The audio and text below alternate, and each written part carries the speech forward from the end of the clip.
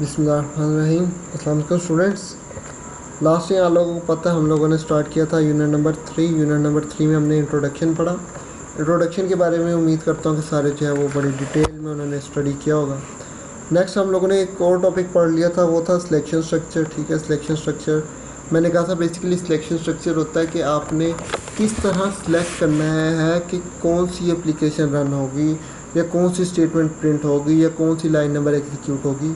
उसमें हम लोगों ने एक स्टेटमेंट पढ़ी थी जिसमें था इफ़ देन। ठीक है, मैंने आप लोगों को बताया था कि इफ़ देन में बेसिकली हमारे पास दो कंडीशन होती हैं कि अगर एक कंडीशन ट्रू होगी तो ये आंसर आना चाहिए, अगर दूसरी कंडीशन ट्रू होगी तो ये।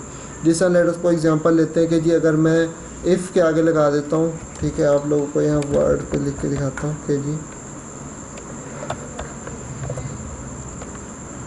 मैं कहता हूँ जी एक सेकंड, मैं कहता हूँ जी इफ़ अगर I get 90% marks in matric. ठीक है, अगर मैं 90% ले आता हूँ सपोज, दो प्रिंट क्या करो, माई पेरेंट्स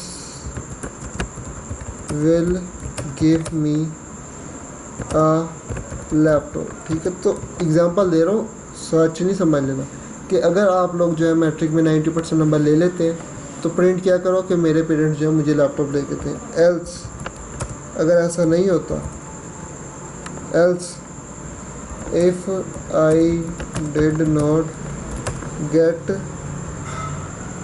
90, चलो 90 ऊपर था, हम लोग यहाँ 80 कर लेते हैं। अगर if I did not get 80% marks in matric then, ठीक है, ताकि स्टेटमेंट पूरी हो जाए ना, इफ़ देन। ठीक है, देन आपने क्या करना, बल्कि I think so if else statement है हमारी, हाँ जी इफ़ देन है। ठीक है, तो ये हो गया इफ़ देन, तो फिर ये देन हो गया, यहाँ पे वो प्रिंट क्या करो, आई विल चूज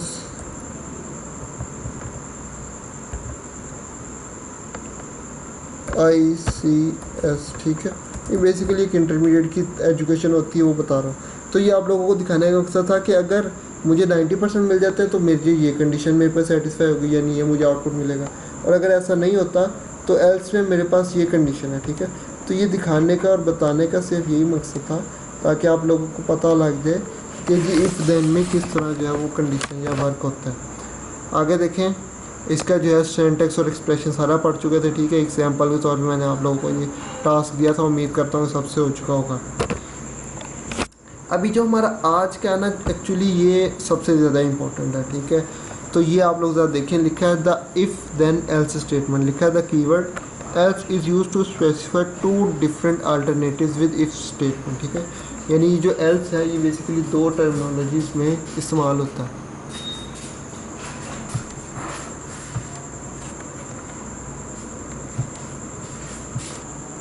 अच्छा, तो हम लोग डिस्कस कर रहे थे इफ़ देन एल्स। जो भी हम लोगों ने इफ़ एल्स पढ़ी ना, उसका इसके साथ डायरेक्ट रिलेशन है, इन दोनों का कंपैरिजन, क्योंकि दोनों ऑलमोस्ट सेम है, थोड़ा सा लिटिल डिफरेंस है, इसलिए आप लोगों को जो है ना पिछला लेक्चर थोड़ा सा रिवाइज करता हूँ। इफ़ देन में आप लोगों ने देखा था, ये देखें कि जी अगर एक एक्सप्रेशन ट्रू होगी तो वो इधर और फॉल्स होगी तो इधर। ठीक है, जिस तरह ये हम लोगों ने कर लिया था।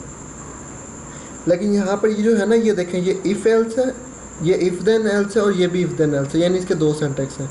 ये देखें, if expression then statement else statement. Otherwise यहाँ देखें, इफ़ एक्सप्रेशन, ये देखें एक्सप्रेशन यहाँ भी यहाँ भी, देन ये स्टेटमेंट, यहाँ लाइन नंबर है, ये स्टेटमेंट और ये स्टेटमेंट। बेसिकली बताने का मकसद ये है कि ये हमारे पास स्टेटमेंट भी हम लोग लिख सकते हैं और लाइन नंबर भी लिखा जा सकता है। ठीक है, आगे आप लोग ये फिगर को देखें, ये क्या लिखा हुआ है, ये एक्सप्रेशन है, या तो ये ट्रू होगी तो ये स्टेटमेंट आ जानी चाहिए प्रिंट होके, अगर फॉल्स है तो ये। ऐसे मुझे पता है किसी को समझ नहीं आएगी कि यानी किस तरह जो है वो दो दो स्टेटमेंट को प्रिंट करें। इसका जो सही काम आता है ना, इसी एग्जाम्पल पे आता है, ज़रा एग्जाम्पल देखते हैं। लिखा जी, ages of different candidates appearing before selection board of PIE are accepted through the keyboard if the age is below 17 the candidate is not eligible, और if otherwise he can appear for test and interview. यानी simple सा criteria है कि अगर as 17 से बड़ी है तो वो एलिजिबल है, अगर वो नहीं है तो यानी अगर उसकी एज 17 से बड़ी नहीं है यानी 17 के बराबर है या 17 से छोटी है तो उसके लिए वो एलिजिबल नहीं है। अच्छा जी, तो यहाँ पे उन्होंने क्या कर दिया, देखें इनपुट हो गया एज, अगर उन्होंने कंडीशन लगा दी क्या कि अगर एज बड़ी हो या बराबर हो 17 के देन 30, तो वो इधर लिख दिए तो कैंडिडेट इज़ एलिजिबल।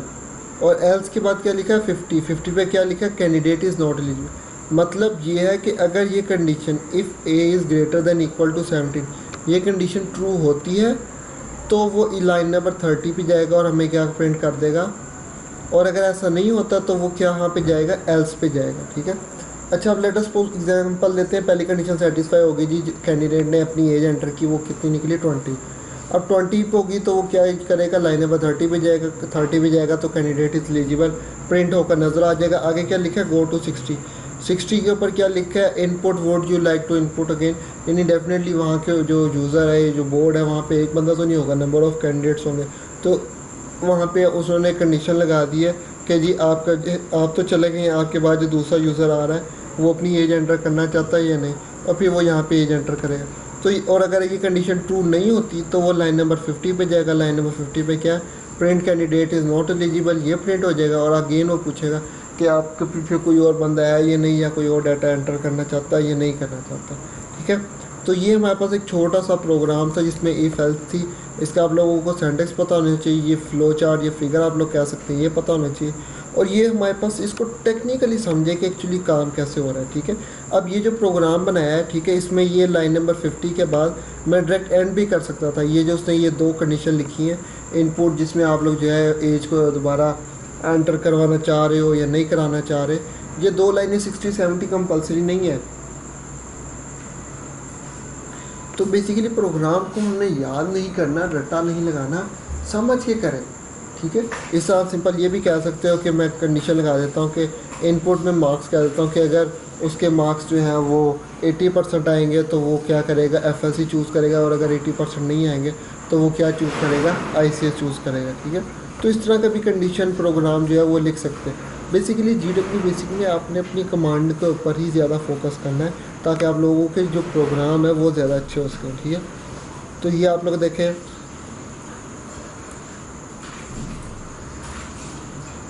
और इसके बाद ये हाँ जी लाइन, मैं ज़रा ना अपना डिस्कशन जिसके अकॉर्डिंग हमने तैयारी करनी है उसको भी देखें।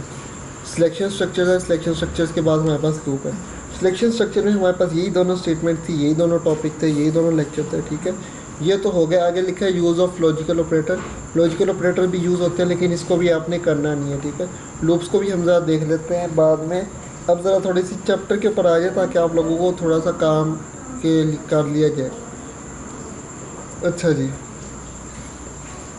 सबसे पहले वो कहता है जी आप लोगों ने करना है ट्रांसफ़र ऑफ कंट्रोल। आप लोगों ने पढ़ा, write a program to calculate the area, the program should get the values of base and altitude of the triangle from the user and display the result. अब ये जो प्रोग्राम है ना, यानी ये तो सिंपल GW बेसिक का program है जो कि आप लोग कर सकते हैं।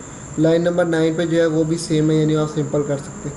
अच्छा, जो आगे के रिमेनिंग प्रोग्राम्स है ना वो आप लोग नहीं कर सकते, तो वो मैं करवा नहीं रहा। बस आज के लिए जो आप लोगों का काम है ना वो मैं बता देता हूँ क्या है। ठीक है, यानी आज आप लोगों ने क्या करना है, सिर्फ ये जो इफ़ देन एल्स स्टेटमेंट लिखी है ना, इसके ये आप लोगों ने इसका सेंटेक्स लिखना है। ठीक है, बेसिकली स्टेटमेंट की जो है ना वो आप लोग कह लें कि सेंटेक्स से और उसकी जो एक्सप्लेनेशन है वो साइड डिपेंड करती है।